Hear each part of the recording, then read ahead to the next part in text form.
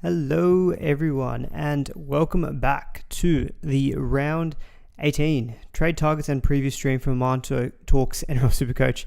As I just said, here to preview the final major buy round. Finally, we're here almost away from this origin period, which has obviously been a bit tricky managing your numbers and whatnot, and we can finally focus on the run home soon in a couple of weeks. But of course, still need to get through those couple of rounds until we get to that time. Good to see some people in the chat already. Please do give the stream a like if you enjoy it as well. I'm going to get the plugs out of the way because I always leave them to the end. And so I thought, let me just do it at the beginning. Go head over and follow me on Instagram, Twitter, Patreon, all those good stuff. Otherwise, we'll get into the stream. But great to see so many of you already here. Hello to Martin Lau, Tour Pro, Boods, Jason Yang. I miss your poems, man. Yeah, that was what year was that? 2023, 2022? I had a phase where I was just going through poems. I think whatever my brain was thinking at that period of time, it was just coming out with poem after poem after poem. I think I've just, I think my brain has just lost its creativity, to be honest. And I think I found that my time in general is a little bit less. So haven't been able to devote as much time to the poem. So unfortunately, if I think of a good poem, I'll put it back out. But yeah, it's not something my brain is necessarily just churning out as good as it once did. Martin P, Nathan Pup, Skeggs, Corey, David, Liam, great to see so many people already in the chat. And just with the stream in general, I think obviously given that it's the final major buy round, and I think most people have actually got pretty good numbers for this round. We'll cover some key questions, but we'll try to keep this a bit more flexible, a bit more Q&A style as well. So we'll try to take more questions. So I don't think the stream hopefully needs to go for more than really an hour or so. But let's see how we go for time. I tend to ramble, so I say that and probably won't happen. In terms of how my team's doing, scored 1385 last round. Another small green arrow up 750 spots. So 2,761, which is good. Just need to try to keep pushing hard for the next couple of weeks, and then obviously just focus on making some good trades for the run home. Currently got 12 trades as it currently stands. Haven't made a trade yet in my squad. I most likely will be making at least one this week. Thinking about 2. I highly doubt I'll be making 3 trades this week though. And we'll get into trade numbers and whatnot in a specific section as well. But yeah, otherwise we'll get into all of your questions and whatnot as well. So to be honest, I'm not even going to go through the TLT talking points. There are so many outs and ins and changes just because of Origin. There was nothing really overly Supercoach relevant, I would say. Probably the main ones is going to be players like Kane Bradley, who's been named on the wing for the Storm. He's dual second or forward center wing, 232k. Looks like he's going to get that wing spot for this week and next week, maybe even round 20. Jack Howarth is kind of back in about round 21 is what the NRL.com is saying from appendicitis. Once he's back, then I assume that Kane Bradley just drops out altogether and could become a nice handy dual nuff. So he will be popular post TLT, and that's one player I wanted to quickly mention. Rodwell on the wing for the Roosters. That impacts Mark Noingni Tawasi. Obviously, he's very, very popular this week. I think he's the most traded in player currently. I would prefer him on the wing. I think his Supercoach point scoring is better on the wing. But obviously with the Tigers team list and how decimated they are, no Coruscant, no Heath Mason, no Dream Buller, obviously no Luai through Origin. That team is really, really skinny. And so Roosters are looking very, very enticing to jump on this week. Honestly, not much more really. I guess Ewan Aiken at centre for the Rabbitohs, so that's going to hurt his output. Not that it really matters so much on the edge. He's kind of had a few down weeks anyway. Johnson to fullback. So a lot of the changes with TLT are kind of, forced changes because of Origin, Selwyn Cobbo's back for the Broncos because Reece Walsh and Shibasaki are both picked for Origin squads. You do have Joe Tarpany named. He was a bit of a doubt with that dislocated finger, but he's been named for this week, so that should help. But otherwise, the Raiders are looking pretty strong. They've only got Papali'i and Hudson Young out through Origin. So, yeah, that's all I really wanted to cover with TLT. I want to quickly start off on trade talk. So I know this is something that... There was actually a question that came to me on X, which was, is it worth going early on run-home season keepers, even if they don't play round 18? How many trades should you have? Should you save trades this week, for future rounds down the track? So I'll try to cover all 3 of those questions as well, and then we'll get into your specific, player questions. So this is using my own situation as an example where I've got 12 trades coming into this week, and if I plan to use one of them and only one, this is 11 trades left after this week, and then this is kind of the general flow of trades that I've kind of given myself. 2 trades in round 19 because that is a final mini buy round, and we're probably going to see a lot of Origin restings happen post game 3. So I've allowed myself 2 trades there. And then for the run home, I've kind of done, 1 trade a week just to either, get in a gun for the run home or to manage injuries. And then I've given myself 2 trades for round 27. Part of me actually think that round 26 will be the tough week. That happened last year, where round 26 was the week where Melbourne Storm rested, I think, all of their gun players. Because what we're finding is a lot of those teams, once they get to that point, will rest round 26.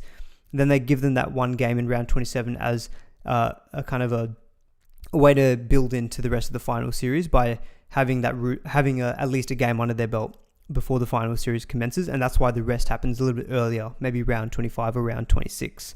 So the person who asked me specifically about saving trades this week for the future, I think they had 9 trades.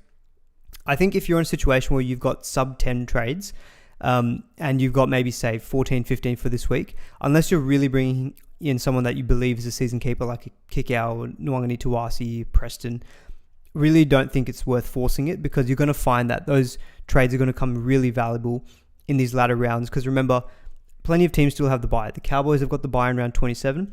If you're still owning a Drinkwater, you want to move him on in round 27 for a gun fullback. The Melbourne Storm, we're predicting that they will rest a lot of their players in that week in round 26.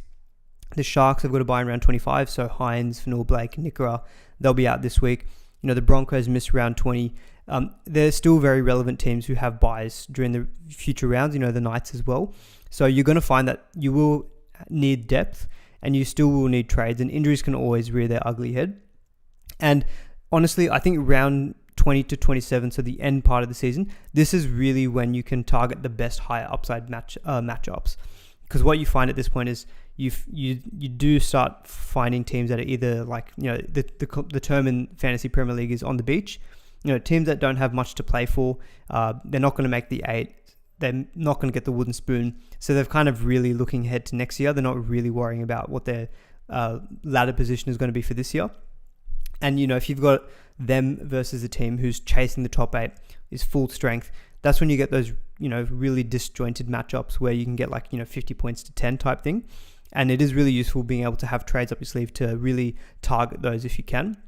Now, this week, obviously, there are some good matchups. We'd say the Raiders against the Dragons, Roosters against the Tigers, and even maybe the Storm Cowboys matchup, where you could have the similar thing where you've got full-strength teams against very injury-weakened teams.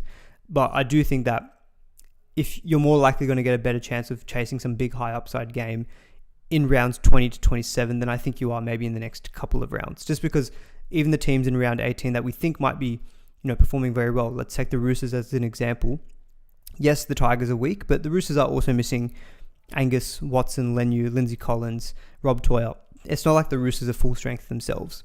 So I think you generally find that the bye rounds, yes, you can have some big matchup or big ceiling games, but I think they're more likely going to occur in this latter half, and even more so because I think we've got a lot of teams chasing those top 8 spots.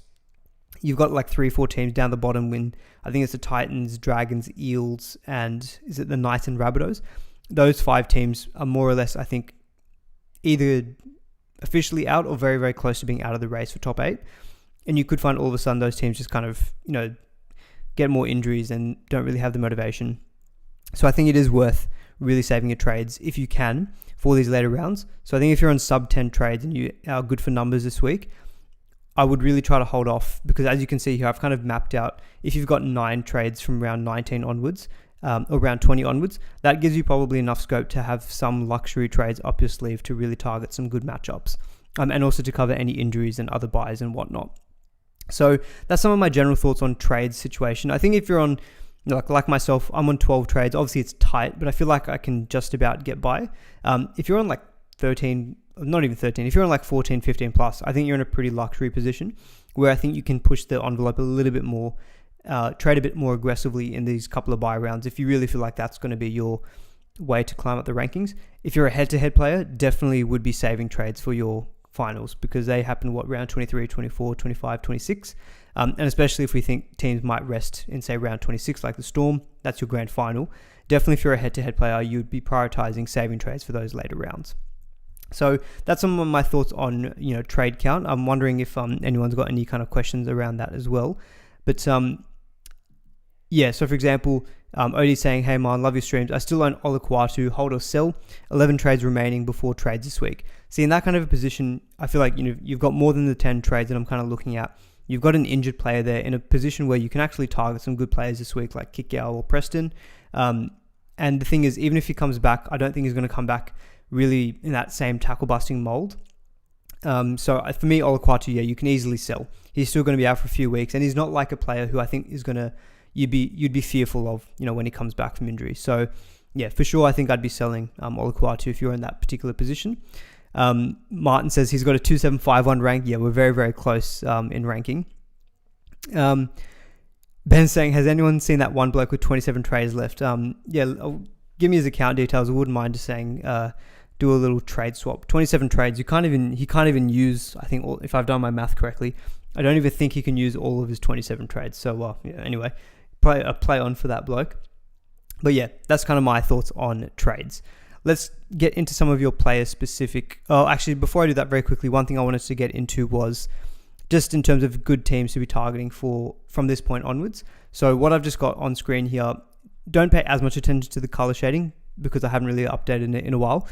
Because you can see teams like Penrith ranked easier than Sharks. I would probably change that, but I didn't have the time to change the color shading.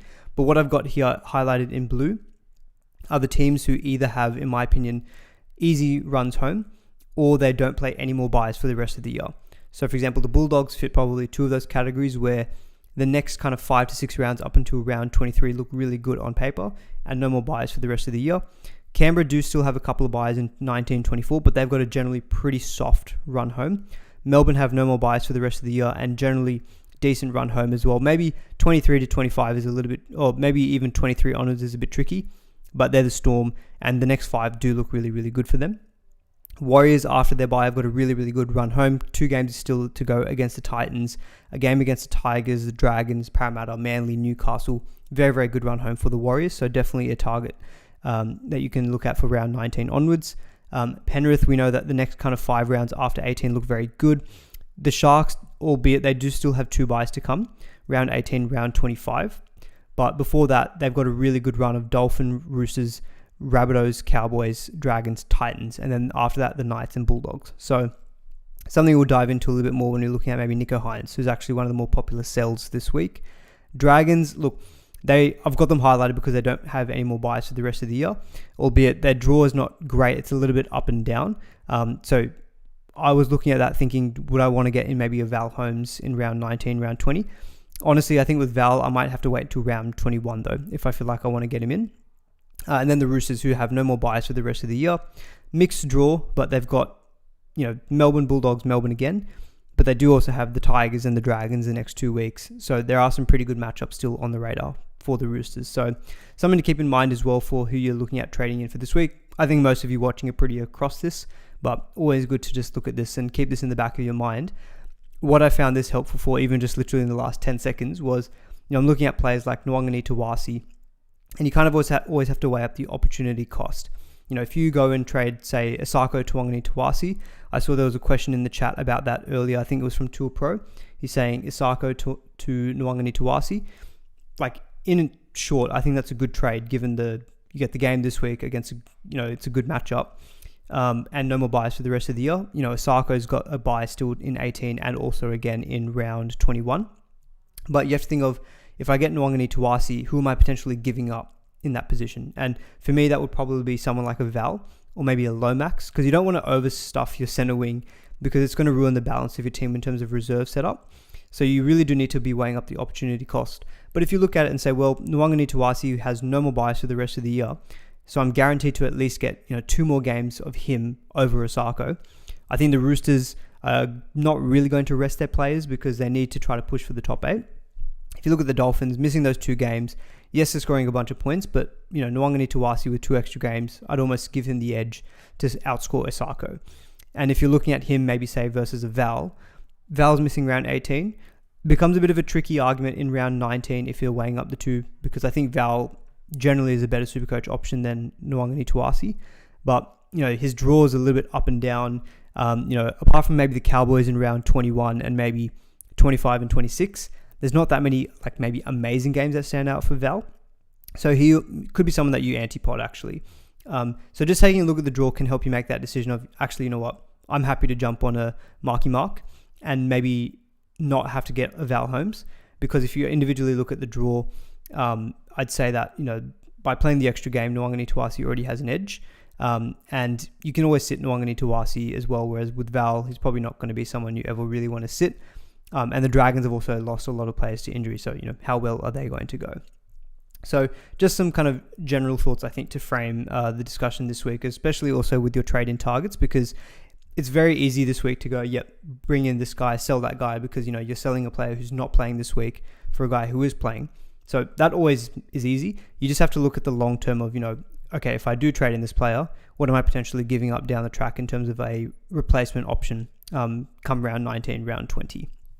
But since we're talking about round 18, what I've also just got on the screen here is what I think is the best round 18 squad that you can possibly have this week.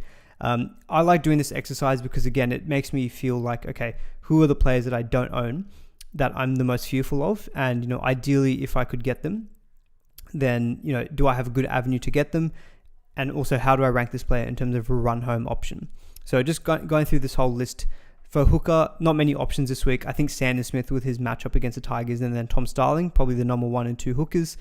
I think May and Tarpany are your front rowers. There's not really too many other options. I mean, Kolomatangi is an option, of course, at front row.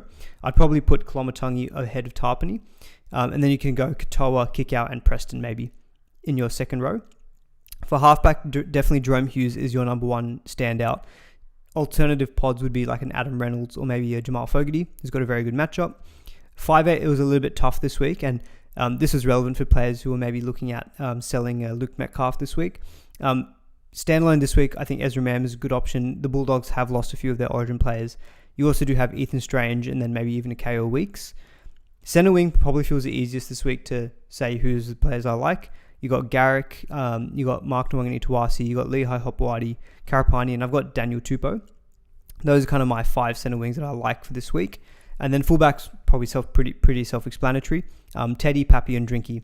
They're the 3 most high-owned fullbacks currently in the higher ranks. They all play this week.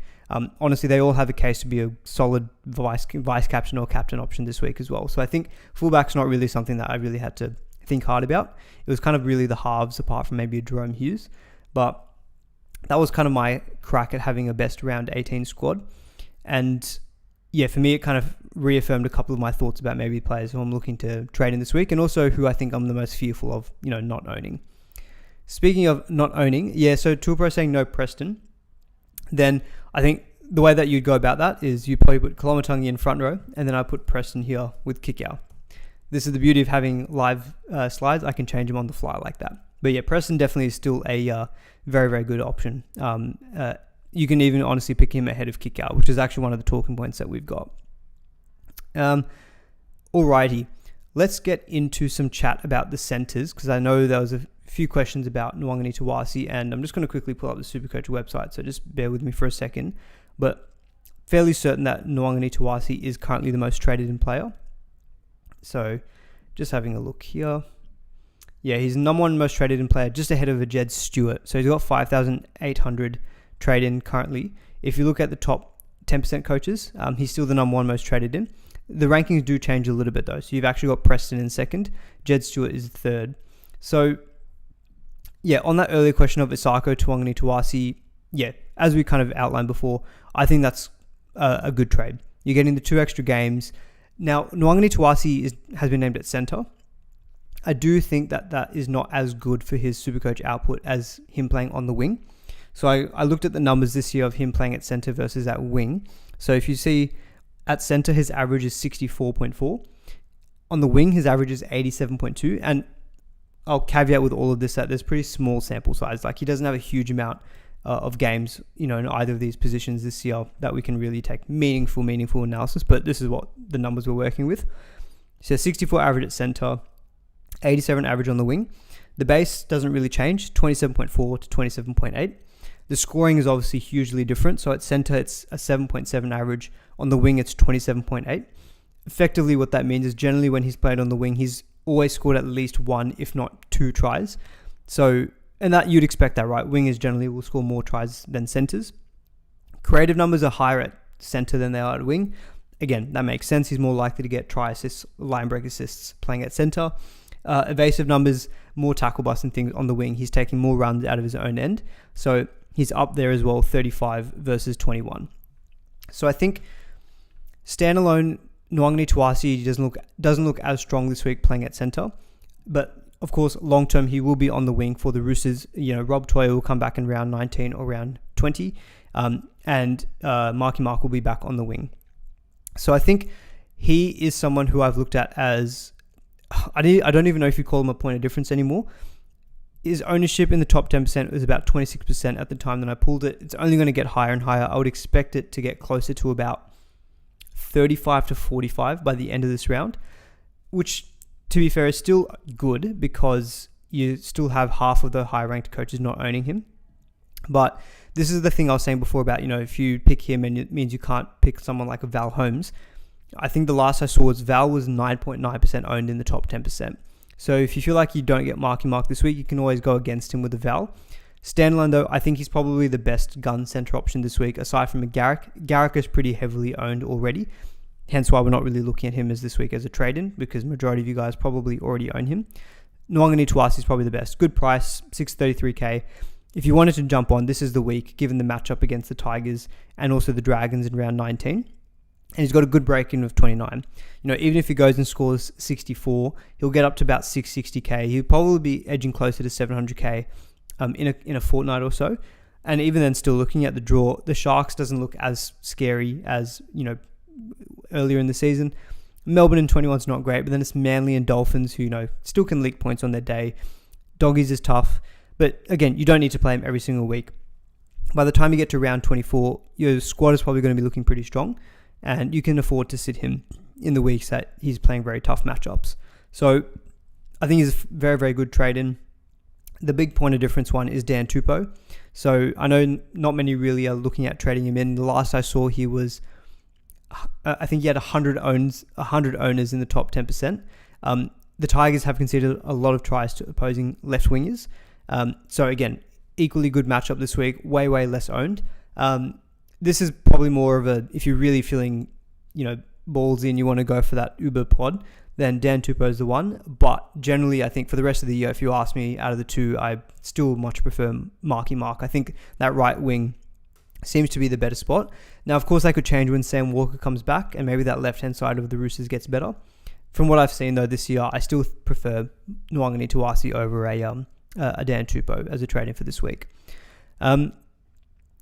So I'm just going to have a quick thought as well on top centres for the run home, because I can see Martin Low's put a bit of a list together. He's got Farnworth, Karaz, Garrick, Lomax, Marky Holmes and Karapani with Lucas at second row forward. Not good. That's obviously a very, very good centre wing. Again, you just need to be mindful of the how strong that centre wing is, because most weeks you're going to want to play 6 of them and leave Karapani maybe on the bench. Now, if you've got 6 centres, that means you've got 2 centres in reserve, and if you want to get a fullback every week, then that's already 3 reserves. Then your 4th reserve is either going to be most likely a second rower or a front rower or maybe a halfback. And having to choose between all of those every single week, it can give you some difficult sit-start decisions. But again, there's no problem having a strong team. It's more, do you have the mental fortitude to be happy with seeing points on your bench? I do know that I really struggle with that sometimes, seeing a lot of points on my bench and sometimes getting those sit starts wrong. That's sometimes why I also just like not giving myself the mental decision and just having a team of like, all right, I've got 5 centers, a fullback, a halfback and a second rower. Those are my 4 reserves every week, and I don't need to think about it. But for those of you who are more, bigger cojones, able to stomach the potential for bench points, then for sure getting a stack center wing is completely fine. And in terms of Osako as a sell, because he is one of the most traded out sells, he's not necessarily a terrible option to keep. It is just the fact that they do have that couple of buys in the next few weeks. Sharks is obviously okay. Cowboys is very, very good in round 20, but then he's got that next buy in round 21. And you can see even on the weekend, most of the Dolphins points come on their left-hand side. Osako is lucky he's got the goal kicking, because that's really how he's scoring his points, and that's about it. He scored 65 points on the weekend, and 36 of them were in goals. So I think, Nwangani Tuasi has low games in him. He can drop a 30 or a 40, but he's shown that he also has a ceiling. And I think the fact that Osaka's got that second bye again in round 21 makes me feel pretty comfortable going him to Nwangani Tuasi this week. Someone in the chat is asking, is it worth going Val to Nwangani Tuasi this week? That's from John. I'm not sure about that because I do think that at Val's ownership, he could remain a really, really good pod. He scored well last week as well, 117. If you really have no other option of getting to, if you really want him this week and that's the only way you do it, sure. But I think you probably want to have a plan to get Val back, but you're using 2 trades for that. So I'm not sure if I love that particular move because I do think that Val is a very solid option for this week. Nick saying, I feel bad for Rusty, no walk today. Don't worry. Rusty gets a walk every single day of the week, no matter what the weather is. Even if it's for 5 minutes, he gets a walk. But yes, Sydney is currently getting drenched. But absolutely, I wouldn't be trading Val. Not absolutely, I wouldn't be trading him, but I wouldn't like to trade Val. In terms of other centers, Tracy's a bit of a point of difference this week. He's got no more buys for the rest of the year. Generally a good draw until round 23. Good 3-round average of 78. Very, very low owned as well. I myself not really keen on him. I think Nwangani Tuasi is a better option, I think. Better team when it probably comes to attacking points, I'd have to guess. And also just Tracy and his reliability. We saw earlier in the year, a lot of people jumped on him and he was very, very disappointing. I'm just fearful that that trend happens again at some point, and he drops a few kind of low scores and then you get really frustrated. So he wouldn't be for me. Neither is Hopewadi. He's got a buy in round 19 anyway, but I think the way that he played last week didn't really do him any good in terms of keeping that number 1 jersey. If he played really well lights out, then maybe he would hold on to that jersey for longer. But there is a definite risk that, Turbo just takes that fullback jersey back in round 20. Even then, still, round 20 to 23 is pretty tough for Manly. So I think if you didn't jump on Hopewadi last week, I don't think I'd be going there. If you really want to go for a pod who's only owned by literally no one in the top 10%, Murray Taulagi. So no more buys until round 27. Melbourne this week is tough, but it is a very understrength Melbourne team. And Melbourne do have a tendency to leak points on that right-hand side. So Murray Taulagi, I still think it looks good. As long as he's got a drink order and a Purdue, I still think that he'll be able to benefit in attack. He's got an average of 64 for the year. But yeah, do yourselves a favor and just go quickly look at Murray Taulagi's scores between round 3 to round 9. Now, of course, that's a very specific, set of games I'm looking at there. But he scored tries in every single one of those games. But scores of 73, 69, 90, 75, 99, 98. He generally was putting up some very, very good scores earlier in the year before he kind of had that injury. So, and even in the last 3 weeks, 60, 78, 53. Then they're fine. You're probably paying a fair price for the scores that you're going to get from him. So, but he's really just one, I think, for the big pod takers. And yeah, a good point that Tool Pro mentions as well is about the rain over the weekend, especially in Sydney. I think the weekend is supposed to be much better in Sydney. I think the weekend's actually supposed to be pretty dry. It's just the next really 2 or 3 days. So I wouldn't worry about weather when it comes to your attacking players in terms of trade-ins. Brimson to Marky Mark. I think I would probably do that. Brimson has been fine. He scored very, very well last week, but he's a bit hot and cold. Literally, if I look at his few scores, 95, 53, 84, 59, 54, 102. There's some solid scores in there with some upside. But again, it's the Titans. What's going to happen with his role once it looks like Keanu Kinney's back, maybe round 21. So, I don't think that Brimson's going to really be staying at fullback for that much longer. And when he was playing at 6, his scores are pretty disappointing. So I'd be happy to move on Brimson to Nwangani Tuasi, in my opinion. So definitely for me, Brimson you could move out. That's all I wanted to talk about in terms of the round 18 centers. There's not a whole heap of options this week. Nwangani Tuasi is the obvious one. Tupou is probably the other guy from the Roosters, and then you got Tracy from the Dogs. Don't think I'd be going near Hopewadi myself, and if you're chasing real pods, Murray Taulagi. But we're kind of looking at, not scraping the bottom of the barrel, but we're not looking at the premium options here. Carraz would have been, but of course he's not available to us. Tupou saying Jake Averillo. It'd be interesting to see where he plays with this news that Nicarima is out for 6 weeks. It could mean Averillo goes in the halves. But again, Averillo is not someone who I would be like he obviously doesn't play this week, and the fact that he's got that next bye again in round 21, like yes, he has been scoring very well. Kind of off the back of the Dolphins just scoring a bucket load of points, but again, I don't know how consistent he is, and probably wouldn't be there in the top centers for me. I still feel very confident in top centers being Farnworth, Garrick, Carraz, Lomax, Val, Nwangani Tuasi. I'm sure there's someone who I'm missing, Dylan Lucas, I think, which is why Lucas is still a good option just to keep at your second row. I'm going to take this question from Just Common, which is, I missed Karapani last week. Is it too late? And would Jed Stewart or Bradley be better cheapies? So let's quickly get onto some cheapie talk. I do have one. There we go. I've got to slide on a few cheapies for this week because I do think that this is a good week to go for these kind of downgrades or one and done players like a Kane Bradley, just to get the number for this week. And if they nuff out, not a big deal. Kane Bradley falls right into that wheelhouse because, as I said before, when Howarth comes back around round 21, I would suspect that he goes back on that left wing, and then Kane Bradley drops out, and then he's got the dual nuff second row forward center wing, which is probably the most handy dual that you can get, especially if you can rotate him with the Dylan Lucas and have them in alternate positions. And playing on the wing as well, like he's actually very likely to get some good points in the next 2 or 3 weeks. So just going to quickly remind myself of the Melbourne draw, apologies. Cowboys, Knights and Manly for the next 3 weeks. Again, those are 3 games that you could easily play him in every single round.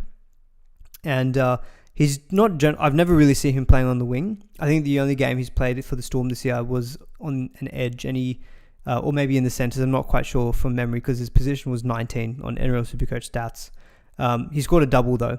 And he only had 20 points in base, so I'm assuming he wasn't playing in the forwards. Maybe he was playing at centre. But it's a good position, that left wing. We saw last week that full long. Who played on the left wing last week? Was it Grant Anderson? I think no one scored on the left. Coates played on the left wing last week for the Storm. But like against the Cowboys with that weak defense, he could generally score good points this week. And again, I think he's got good value in becoming enough later down the track. So he's probably the best one and done player that you can pick this week, who will eventually nuff out. On the earlier question on Karapani, and is it too late to get him? Look, he's 416k, so he's gone up a very high amount. Negative 28 break even. This week is, of course, not the best with the Bulldogs. Honestly, I still think it's worth getting a Karapani. If you missed out on him last week, it sucks. But while the matchup is not the best this week, if you actually look at the matchups for the Bulldogs, so the Bulldogs have conceded 48% of their tries on their right-hand side. And I think the fact that, even though there's no Reece Walsh, the fact that you still have Reynolds and Ezra Mam in that Broncos team, that to me feels like they're not really going to change their attacking shape and will still predominantly want to go down the left-hand side. We've seen it all season long, that left wing spot for the Broncos has been a good place to be to score tries. Even more so than this week, I think it's just next week against the Titans, especially in a week, I keep mentioning it, but it will be a tricky week where, players will be missing out. There'll be teams not playing their origin stars. Therefore, if you've just got a Karapani in the wings to play around 19 against the Titans, it looks really, really good. You got the buy in around 20, but that's fine. You can probably cover for that. And then you can just play him on matchups. Keep him in your team. Parramatta, Rabbitohs, Dolphins, Knights and Cowboys. There's enough good matchups there that I think you can play him on. And it could just be good depth. And even though Cobbo's playing this week, I still feel pretty comfortable with Karapani's job security. We know that Cobbo's now leaving the club at the end of this year. So I think Karapani is pretty safe in his jersey as well. So I think getting Karapani is completely fine as well this week. I don't love Jed Stewart as a cheapie option this week. So if we look at the top 10 trade-ins, I think he was second overall, and I think he's third for top 10%. I don't love him in the sense that I think his Supercoach scoring is not the best. He scored 45 points on average for the first couple of rounds. That first game, he scored about 18 in base power. It was a lot better last week, admittedly. It's a good matchup as well this week, and to be fair, they've got a very good run home, the Raiders. He had 31 in base last week, so his work rate was actually definitely on the up. So he scored 44 points without an attacking stat. He did score a try last week, but he scored 31 in base, so his base was much better. Look, again, don't hate it, because if you want to go for your lowest of downgrades. It's 198k. Then Jed Stewart's, the one who plays this week. And especially if you want to get someone who's got depth or will offer more depth for your team, then, the rest of the run home looks really good for the Raiders. And Tamali's out for a long time. So you'll get Stewart for a good amount of weeks. The only other thing with him is that there is probably more potential for him to be a bit of an auto emergency nightmare, more so than some of these other guys, because he probably, I think, still is someone who, without a try, can drop maybe a 15 to 20 points.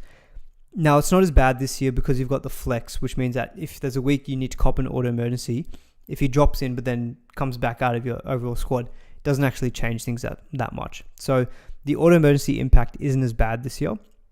So Stewart's fine. If you've got the ability to get Karapani, though, you're probably looking at him for a different purpose. I don't think you're looking at Karapani as a downgrade to free up funds at this point. You're probably just looking at Karapani as someone who will make some money. Upside is to get to 600k, but generally could just stay in your center wing. Stewart you're looking at as a pure downgrade. So I think you just need to balance, which of the two you're more looking at. In short, though, I'd prefer Karapani as a player. If you're going for a downgrade this week, then I prefer Bradley, just to get that utility of the duel. And left wing for the next 2 or 3 weeks could still be very, very good, playing for the Storm. Let's have a look. Okay, so Anne just saying, so that one game that Cam Bradley had this year was on the wing for Warbrick at the time. So that's good to know. So that's probably a fair comparison to what we would expect from him now in the next couple of weeks. So not high work rate. He had base of about 20, but he scored a double. So we know that the attacking, potential is going to be there. So yeah, for me, Cam Bradley is probably who I'd prefer as a downgrade to Jed Stewart, just again to get that dual option. A couple of other ones are Latu Fainu and Fiketti from the Roosters. They're not as big downgrades. Fiketti's got negative break even. He's 380k. He scored well in the games he's played, either starting or played some big minutes. So if you feel like you need to move on someone and in your second row, Fiketti could be an option. I just think now with the emergence of Bradley for the next couple of weeks, I prefer him. I think you're freeing up an extra 150k and you're getting the duel as well. So as Ange says, Bradley is a big, tall piece of timber. He is a big, tall boy. But yes, that is for sure. All right, let's get on to some... Okay, yeah, and a bit more context on that game as well. So Chris is saying, thank you guys, this is very, very helpful on Bradley. He was on the right wing, scored 2 tries off kicks, and that was a game when they got beat by the Dolphins. So yeah, he's a very tall person, so you can equally see him just being like a Coates 2.0. They just kick to him non-stop. He'll be marking up against Robert Derby. I don't think Derby's that short, but again, attacking stats could definitely be there for Bradley. On second rowers, because I do want to address some questions on this. So, the 2 most popular purchases this week in the second row are Jacob Preston and Kikau. If Eli Katoa is in the top 10 as well, but I think that's just anyone who... Yeah, I'll caveat that if you don't own Eli Katoa, you 100% buy him over Preston or Kikau. He's 674k, 64 break even. Yeah, you absolutely get in Eli Katoa above these 2. But assuming you already have Eli Katoa, and if you are making moves at second row, and we'll get on to a couple of the sells, because there's a couple of things I'm also thinking about for myself in terms of second row forward sells. If you're picking between Kikau and Preston, which one would I go? So, Kikau, I put a poll up on Twitter, and 62% went for Preston and 37% went for Kikau. Both similarly priced, obviously playing for the same team, have no more buys for the rest of the year. What I've done is I've just done a little bit more digging into those games that Preston played on the left, because I had this belief that Preston on the left was where he had all of his big scores and was scoring a lot of tries. Now, he has averaged better on the left this year than he did on the right-hand side. So if I quickly just go through his stats. So playing on the left versus the right, average is 79.7 versus 71.3. Base, very similar, 49 versus 50. Scoring, so he actually scores more tries on the right-hand side versus the left. So he scored 5.7 points on the left versus 12.1. Creative numbers better on the left, 6.7 versus 3.4. And that actually makes sense because we've seen how much Kikau gets, additional creative points like try assist, line break assists when he's playing on the left. And evasive numbers, 18.7 versus 9.1, left and right. So I think you are seeing a bit of a trend where, yes, that Bulldogs left back rower will generally just get more creative stats. Base doesn't really change. Scoring opportunities, though, could actually be a trend where it's actually more on the right-hand side. Because if you look at Kickout for the season, his scoring average is the same as Preston's was on the left. The evasive numbers almost the exact same as Preston on the left. Obviously, the base is a little bit lower at 39. Overall average of 72. So I think it does show some very clear trends with the Bulldogs in that the left back rower pretty much will average 19 points in evasive, call it 5 points in scoring. And then the base is, depending on either one of those two players. So putting all that together, if I had to pick one of Kickout or Preston, I think Preston is going to be a more consistent option. If you look at the base power in the last 5, 67, 54, 65, 49, 57. Alternatively for Kickout, it was 68, 91, 51, 47, 55. You're more likely going to get those big spikes from a Kickout where he gets these games where maybe he scores a try, gets a try assist, line break assist, and gets like 110. But if he doesn't get all of that, he's probably going to get you a 50. Preston feels like someone who's, I'd say, going to score a try, maybe one. He will score one try every 2 to 3 games. And in addition, give you 50 points in base and, maybe 9 points in tackle busts in the evasive. So average 62, and a week he scores a try, he'll get you about 90. So I think the range of scores between the two is lower for Preston than it is Kickout. Honestly, based on the numbers, I feel like they're almost going to score exactly the same. It's just that Preston will get more tries. Kickout will get more line break assists, try assists. And it's just a question of which one do you think is going to more likely happen. Now, me personally, looking at the games coming up over the next few rounds, I think they're both equally good options. Ownership is honestly going to end up probably being the same. Kickout is about 25% owned in the top ranks. Preston's at 17%. But with the more trade-ins this week, I think they're going to be more or less even. So I think it honestly just comes down to your appetite and your playing style. If you want to chase that big ceiling, honestly, which Preston has, he scored 122 early this year, and he's actually had a bigger game than a Kickout has. Kickout's high score this year is 109.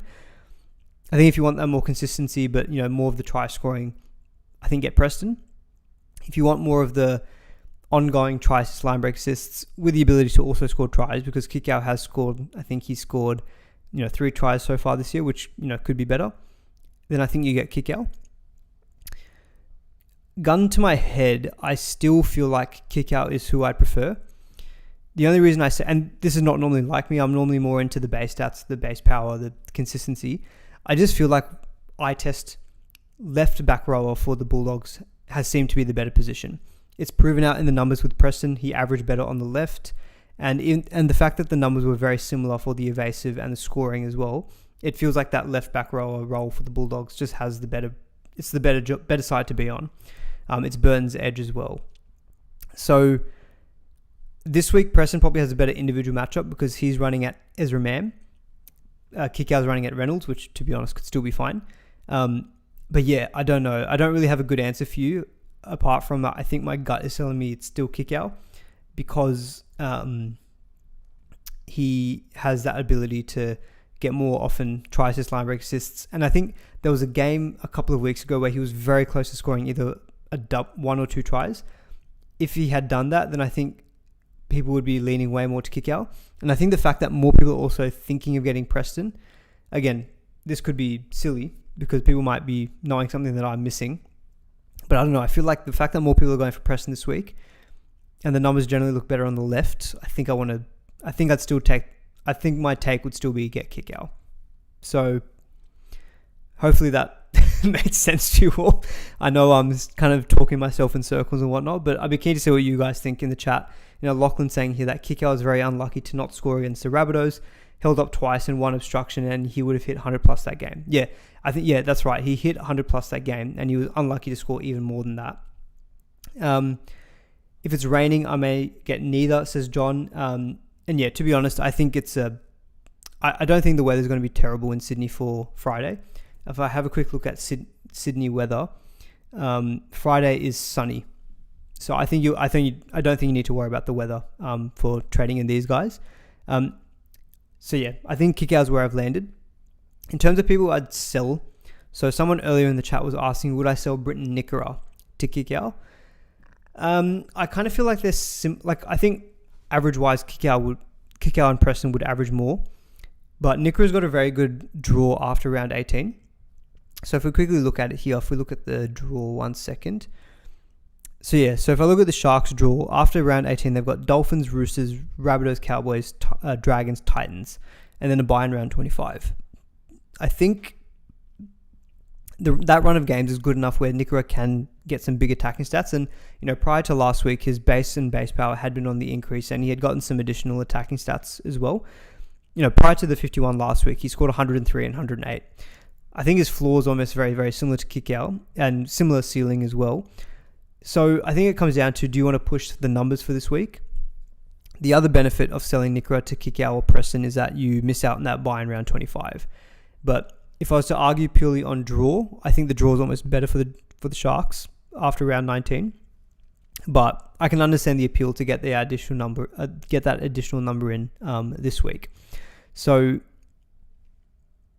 yeah, I think the move is fine, but I don't think you need to force it.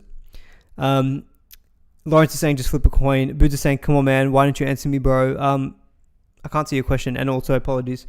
There's 221 people watching, which is amazing. It's very hard to keep up with my own train of thoughts and then the chat. So I'm not purposely avoiding your question if I can find it. Okay, here we go.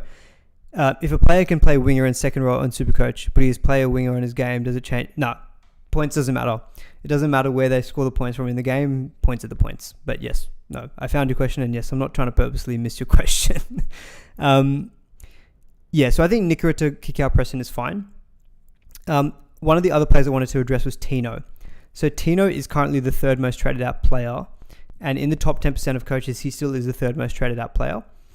I've been kind of just grappling with this week because honestly, I really wanted to sell Tino a couple of weeks ago, and I'm kind of annoyed at myself. This was in round 16 when the Bulldogs had the bye.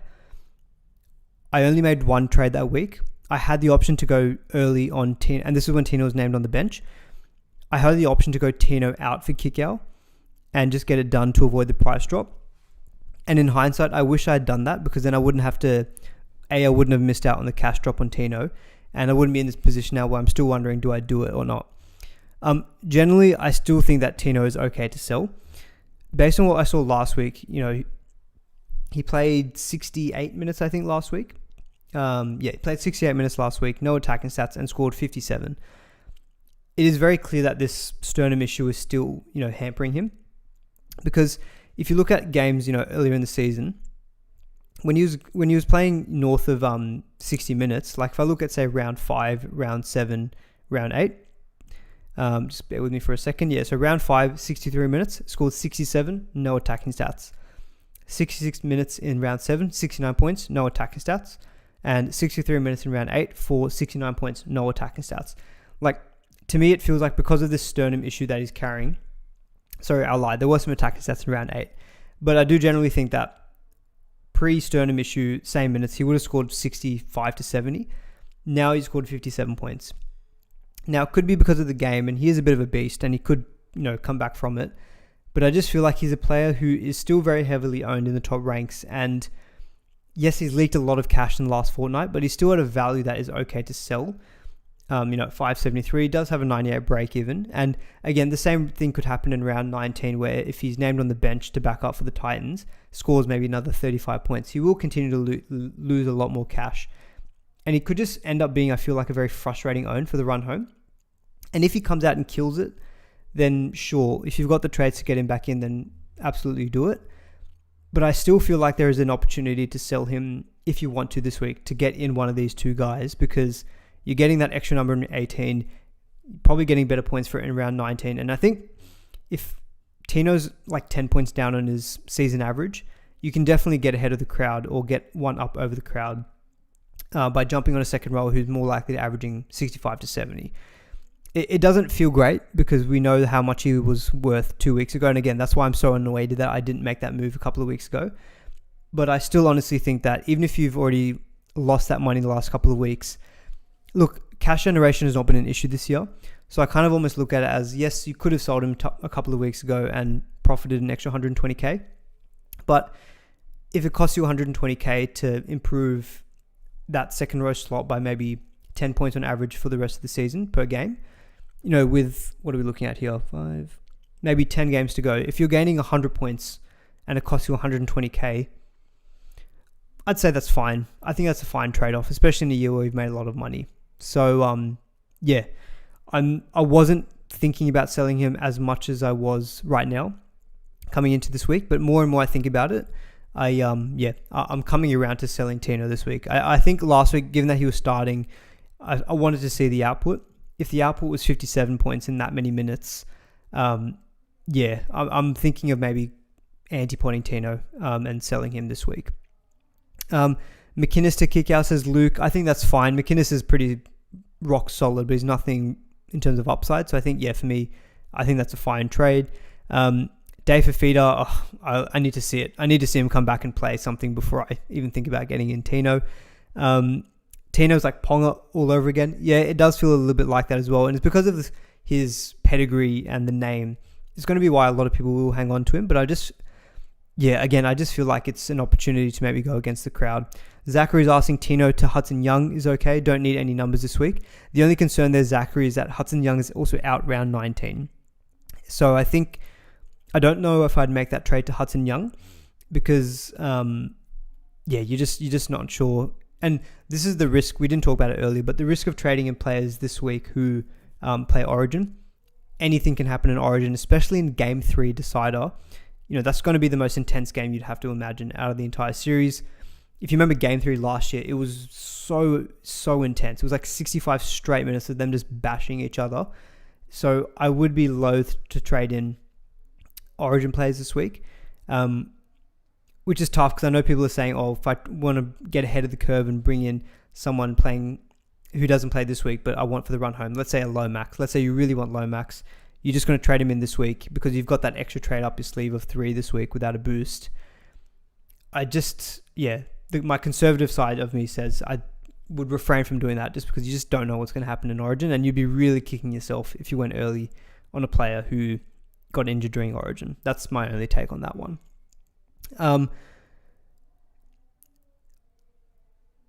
Let's see. I'm just seeing if there's any more questions around.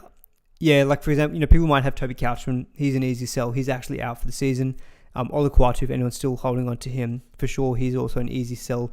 I'm just having a look at the trade outs if there's any other second rowers that we can talk about. Yeah, Olukwatu's still in the top 10 most traded out. So hopefully we've covered most of the second row forward related questions. We'll dig more into it next week about run home guys. But again, similar to what we spoke about with Nwangani Tuasi, if you avoid a kick out or a Preston, you can always go against them and get like an Angus Crichton instead. You can get a Hudson Young. You can get an Isaiah Yeo. There's plenty of other good options that are still floating around in your second row. You don't have, these guys are not must trade-ins, but given the run that they've got and the numbers they're putting up, I think they're very good trade-ins for this week in terms of your second row. Corey saying, would you hold Hamish Stewart to Kane Bradley or would you do Stewart to Kane Bradley or hold due to the Dragons injury carnage? Stewart might start getting a run in the starting team now that Couchman's out for the year.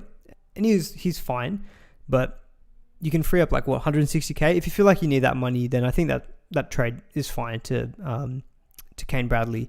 And you're also missing out on Hamish Stewart this week as well. Lachlan saying Hudson Young has got 100 plus break even, but I'm very keen to buy the first week back around 20 as a pod. Selling someone like a Billy Smith. Yeah, absolutely. Hudson Young, we looked at the, where's that Raiders draw? I'm going to bring it back up again. Yeah, the Raiders draw is very, very good from round 20. So again, if you feel like you can avoid a kick out or Preston, or if you can't get to them. And this is the other thing as well. I talk about selling Tino. If you sell Tino, but you can't bring him back, it's okay because there's so many other good options floating around that, Tino's probably not going to be a player who, famous last words, he's probably not going to hurt you in the run home if you can't get back to him. So that was some of the logic I had for Tino sell a few weeks ago. And I still think it holds, especially if it's all right, sell Tino, but if I can't get him back, well, guess what? I'll just get a Hudson Young or an Angus Crichton instead. More than acceptable. All right, very quickly on 5/8 because I haven't even talked about it yet. But as I said, as I said earlier, I don't know how the stream can get to an hour, but we're at 55 minutes because I waffle. But yeah, Luton Metcalf, obviously, very, very sad news for him, out for the season with an ACL. So yeah, he's a very clear sell. If you have the option to get a Jerome Hughes at halfback, absolutely would be making that move. Nico Hines is the 7th most traded out player as well as it currently stands. Most people are going Hines to Hughes. I still don't know in my head if it's Hines or Hughes I'd want to be keeping in partnering with Cleary in the run home. For this week, though, I think if you don't have Hughes, he feels like one of those scary non-owns. And I think what you're just seeing from while the Sharks do have a good run of games from round 19, round 20 onwards, so do the Storm. Sorry, Cowboys, Knights, Manly, Roosters, Parramatta. It's a good stretch of games. And what you're looking at, Nico, he scored the 90 points last week against the Broncos, but it wasn't until he hasn't cracked a ton since round 9. So there's been a long period of time between Nico Hines going big. He's kind of been solid, but not amazing. Hughes has got a couple of tons in the last few weeks now. He scored 136 against the Cowboys the last time they played. Cowboys have also got a lot of points conceded to opposing halfbacks. They conceded 74 points to Tom Weaver from the Titans. So I think it is a scary matchup, especially when there's no Munster, Grant. Hughes is going to be the dominant playmaker, and yeah, he could run riot in this game. So I think Hines to Hughes, honestly, is fine as a trade-in, especially to try to capture a high upside player this week. Metcalf to Hughes makes complete sense. If you can only sell it to 5/8, Ezra Mam, Kale Weeks, Adam Dewey are probably the ones that stand out. I've never really been that hot on Kale Weeks. He's very up and down. Raiders have got a very, very soft run of games, but and he scored well last week, I believe. What did Kale Weeks score in the end? Scored, bear with me for a second. Yeah, 109 points. Look, I'm going to keep saying it. Not for me, but in a weak 5/8 position, he's 466k. Very, very low owned, low break even. Good matchup this week against the Dragons. I can understand the appeal. Just don't be shocked if you see low scores, because the thing is, while he's got good matchups, he's proven in the last few rounds that good matchups don't mean good scores for him. Scored 39 versus the Tigers, 24 versus the Rabbitohs. To be fair, he did score 106 versus the Titans, but early in the season there was another 27 points against the Titans. He's just inconsistent, so you just need to be okay with that. That's all I'm saying. But if you're trading one of Ezra Mam, Kale Weeks, or Adam Dewey this week, I think Weeks would probably be the one, just given the strength of the Raiders' run home. Ezra Mam would probably be second. Again, Broncos have got a fairly okay run home. Dewey would be in third. Because the West Tigers are just so decimated. While he's playing in the halves, just can't really see where they're going to score their points. So for me, that would be my ranking if you're trading in a 5/8 this week. I haven't factored in Ethan Strange just purely because of price. He's 663k. I just think that's too expensive. I think you may as well save 200k, get Kale Weeks if you want someone from the Raiders in your 5/8. Nick says, I've got Munster and Campbell. Should I only run one gun 5/8 in a mid-scoring position? I think if you've got both of them too, look, there is a definite argument where you don't need both of them, because you don't need to play both of them every week. But I think since you've just got the pair of them, if you don't need to free up money, I think just keep them, because you're going to find that there will be weeks where, Munster Munster could rest around 19. Munster could, again, rest around 26. You can just play one of the two every week on matchups, or you just play both. And instead of having maybe a second gun halfback, maybe you just run with them too. So maybe you just go Cleary and then Campbell and Munster. I think there is an option that you could sell one of them to just free up that cash and not have to worry about a second gun 5/8. But it's good to have the depth as well. So if you don't need the money, I think you'd be fine to keep him. All right, guys, I'm going to quickly get onto the matchups for this week. There's not I won't actually talk a lot about the matchups just because you're pretty much just playing anyone that you've got this week due to the less games in the major bye round. But a couple of things I wanted to highlight. So if you look at the Cowboys, they concede 52% of their tries on their right-hand side. So that does look good for someone like a Pappenhausen this week. Doesn't really play out in the stats here, but halfbacks, they do concede a lot of points. So Jerome Hughes could be good. On captaincy, Scott Drinkwater. So the Storm concede 57% of their tries on their left-hand side. So I think Drinkwater is still absolutely a VC that not many people are probably looking at this week. I think the majority are going to be going VC, Pappy/Hughes, and then captaincy on Teddy. But if you're looking at a bit of a point of difference, I actually don't really mind the Drinkwater shout. Although the Cowboys are losing a lot of their origin players, so are Melbourne. Roosters left looks very good against the Tigers' right-hand side. So Tigers have conceded 55% of their tries on their right-hand side.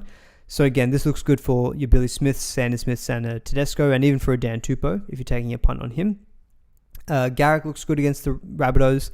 But again, it depends on which. If he plays left wing, then it's good for Garrick because the Souths have conceded 48% of their tries on their right-hand side. So that would be the Manly left-hand side. And yeah, those are a few things I just wanted to highlight in terms of potential matchups that look good this week. For captaincy, so similar to last week, I've done the same thing where I've looked at rankings both over the season but also over the last 5 rounds.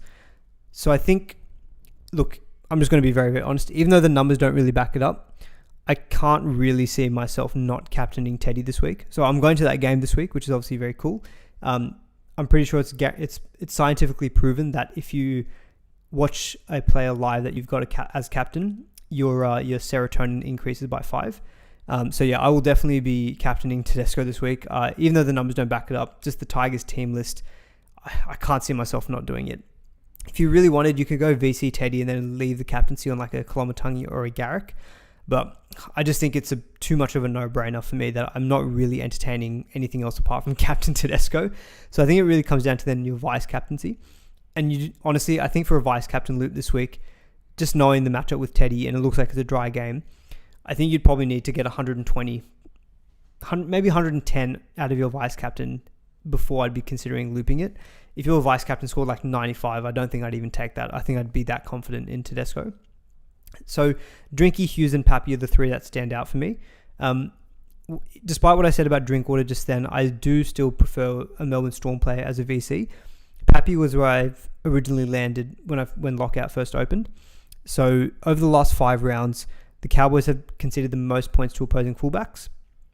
13th though over the season. So over the season, they've actually been pretty good, but just the last 5 rounds when they were conceding a lot of points, fullbacks have profited. So Pappy could definitely be one who, he's been a bit quiet for the last few rounds. So there's 2 arguments. He either continues that or he, goes big, especially with less other playmakers in the team. Jerome Hughes is the other option, I think, from the Storm. Over the entire season, the Cowboys have conceded the most points to opposing halfbacks, and 3rd over the last 5 rounds. So I think statistically, it's a better looking matchup for the halfback in Hughes. Hughes has shown the last few weeks, he's got a bit of a hot hand, a few big tons. So I honestly don't mind him as a VC shout. I still think Pappy is going to be where I land, just because of the goal kicking and the fact that if you're talking to me, who's the one who's more likely to go 150, 160, it's probably Pappenhausen on his day.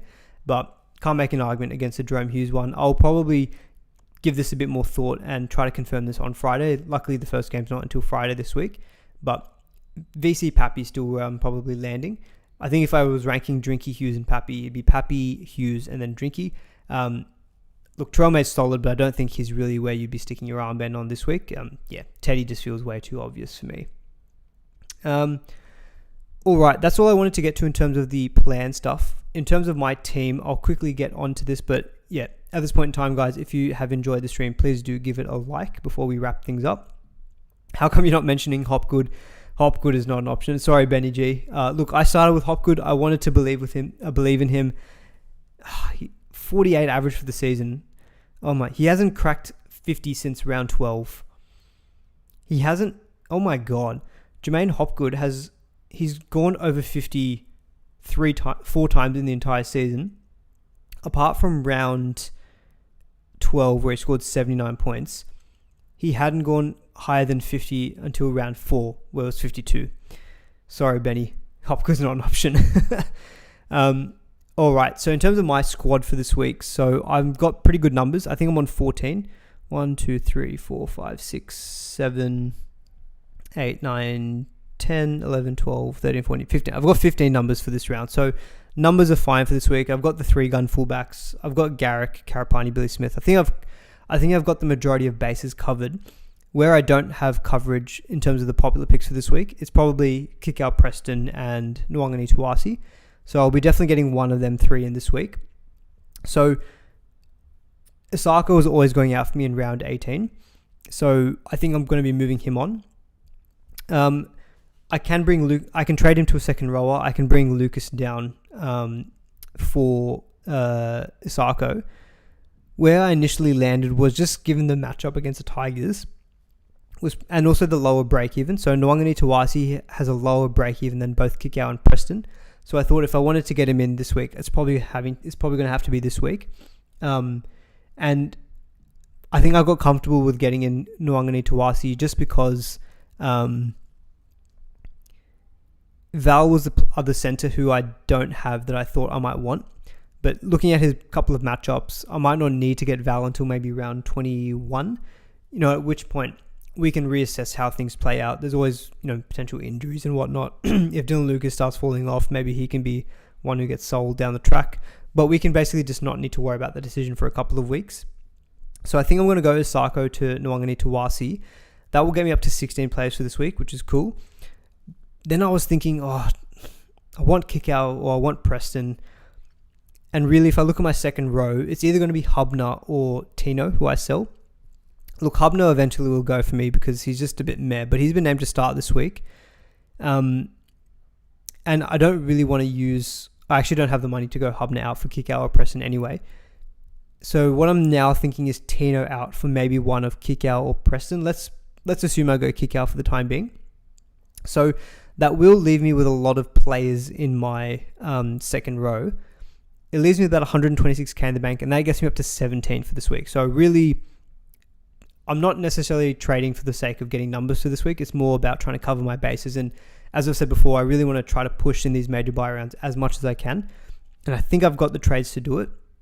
So the plan would be for next week, if I can get away with only doing one trade, it would probably be going from Tarpany, who's on the buy, out.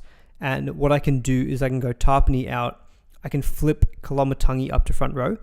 And then I can either get a Preston, I can get an Angus Crichton if he's backing up. I can do something like that. So that's some of my early thoughts in terms of what I'd be doing. I did have an early thought of if I didn't sell Tino, then I could just go Osako to maybe one of these guys in terms of Preston, Kikau, Nwangani Tuasi. And then the one that I didn't get this week, I could instead get them in round 19.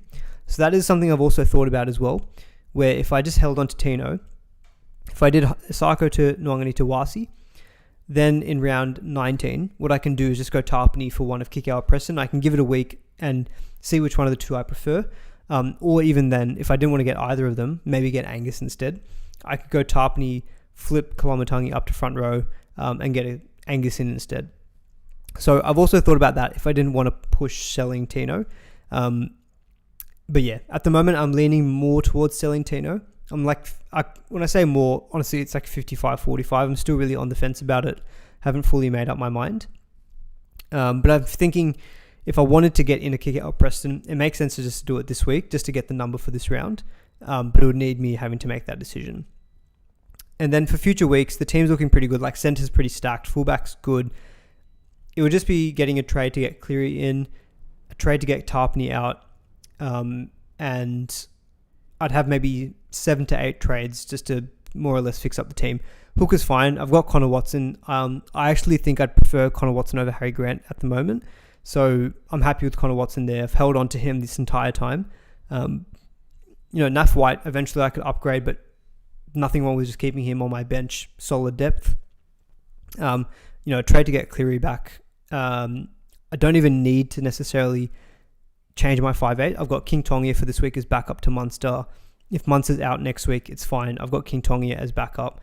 So that's why I'm thinking of maybe, pushing it a bit, selling a Tino for maybe a Kikau Preston, get the extra number for this week, and then Still feel like I have the trades to manage the rest of the season, but let's see how we go.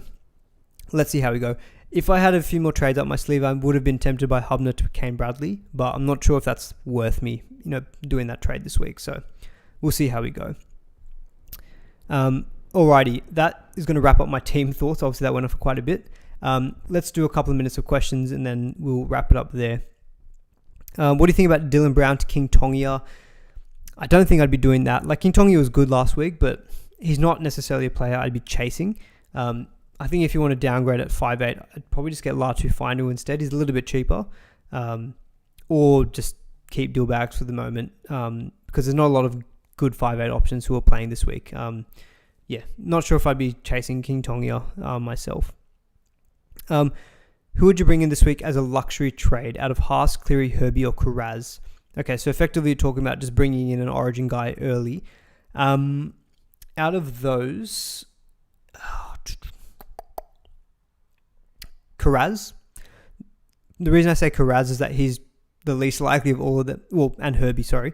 But Kuraz, because I think he's the one who's not going to get injured because he's his 18th man, and he shouldn't be getting on that field for New South Wales. So I think Kuraz is very firmly a run home season keeper, top 4 centre wing. So if you wanted to go early for him, I think that's more than fine. Just concerned with Haas, he's been dealing with a niggling injury. Same with Cleary. Herbie's fine, but he's very expensive. I think Kuraz would be the one I'd be going with. Who would I trade out? Tino or Olukwatu? Could go a pod route or with the crowd. Michael, I think I'd still sell Olukwatu. Just trade the guy who's injured and offering no depth. At least Tino's still, playing at the moment. Pod kick out VC, given Teddy no-brainer C. Yeah, this is a good week to take a bit of a flyer with your VC as well. If you're feeling someone else, apart from the Storm Boys who I highlighted, then kick out obviously is still a very good 5'8", still a good VC option. One more question, then we'll wrap things up. Asako, Tino, and Hines to Mark, Preston, and Hughes. I think I'm pretty on board with all 3 of those trades, Marco, in my opinion. All right, guys, I think I'm going to wrap this one up. Thanks everyone for tuning in, hopefully we'll be back Thursday or Friday for a kind of final thoughts video. But I think what I discussed in my team is pretty comprehensive, and I wouldn't really change much by Friday. It's probably going to be more around where I land with the VC and Cs. If you want to see what my final team looks like, then you can go and find that on Patreon. But otherwise, thank you everyone so much for tuning in. Please subscribe as well if you're new around here. Keep pinging your questions to me during the week and we'll try to get back to them. Otherwise, we'll catch you all in the next one. Cheers.